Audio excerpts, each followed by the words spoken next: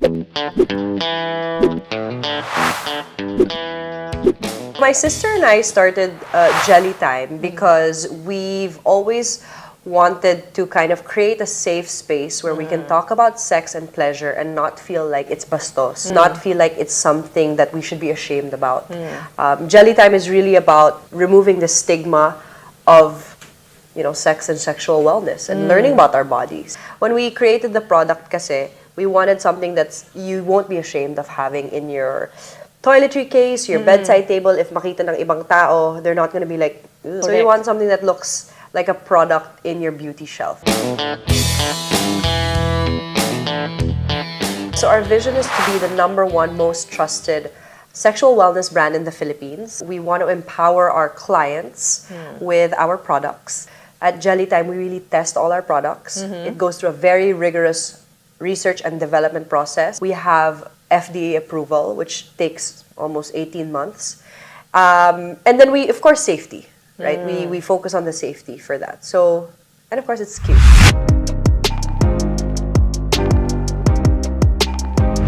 I love the bobble, okay, because this is, we call it a pleasure companion. This is not intimidating. Anybody who's never owned a sexual wellness toy can start with a bobble. Okay. It's an external toy. It's very aesthetically pleasing. So you see it around your house, you're not gonna be like, ooh, scared. It's like a massager. So it could be a personal massager, actually. Parang people can use it on their face. But basically, this is on a woman's, vulva. She uses it on top. It's external.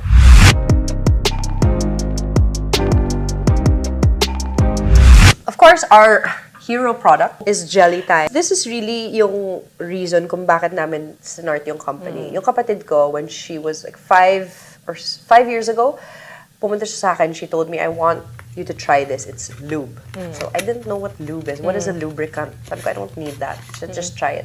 When I tried it, I said, wow, it's actually really enhances your, intimate life. And then, pero me kasi I'm very conscious kung anong nilalagay ko sa katawan ko. So I want things organic. She said, what if we make one? And then sabi ko, possible kaya yun? And then it took us siguro a little less than 2 years para ma-develop yung formula na gusto namin. Because we wanted something na hindi sticky, hindi masyadong malagkit, hindi mabilis mag-dry up. We wanted something that was odorless. And then we wanted something that we could be proud of. So ang tagal talaga namin, and we tried a lot of different formulations. And then we came up with this one, which is all natural, water-based siya, and FDA approved.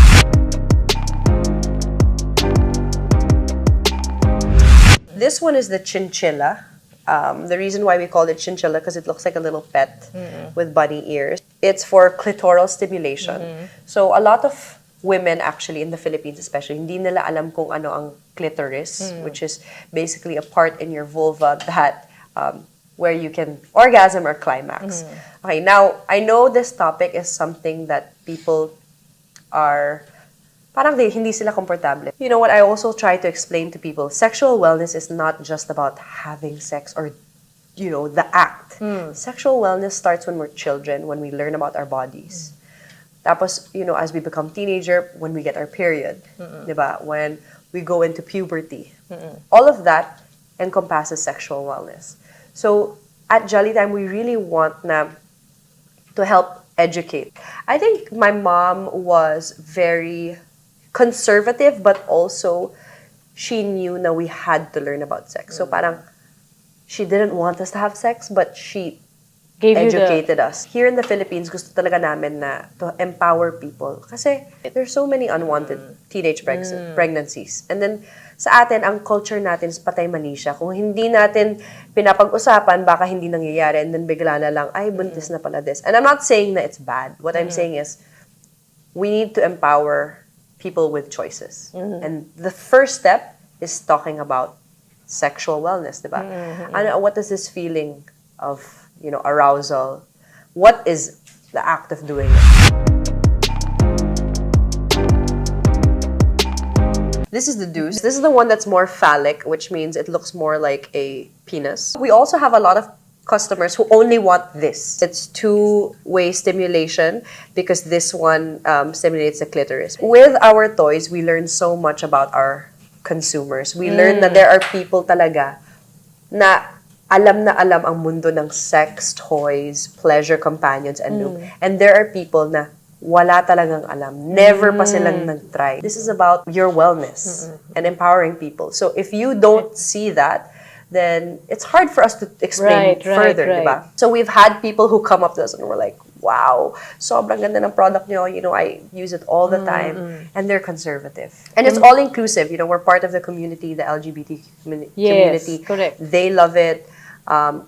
We feel their support. Marami kaming na-encounter na roadblocks.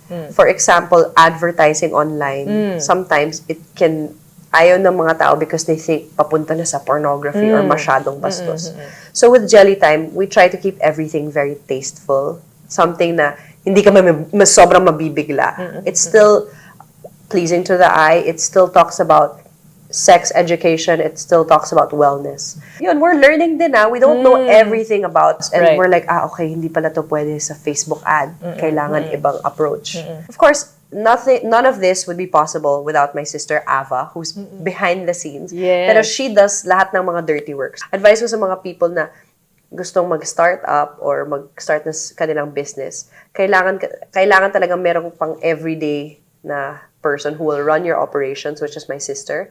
And then, kung anong skill na wala yung partner mo, which is, I think I compliment her, which is more on the marketing, the PR, the forward-facing of the brand. Ako yung, I communicate about Jellytime. I think we complement each other. It's a great thing to help you sleep. Because when you climax, you release endorphins and certain hormones like serotonin that helps you relax.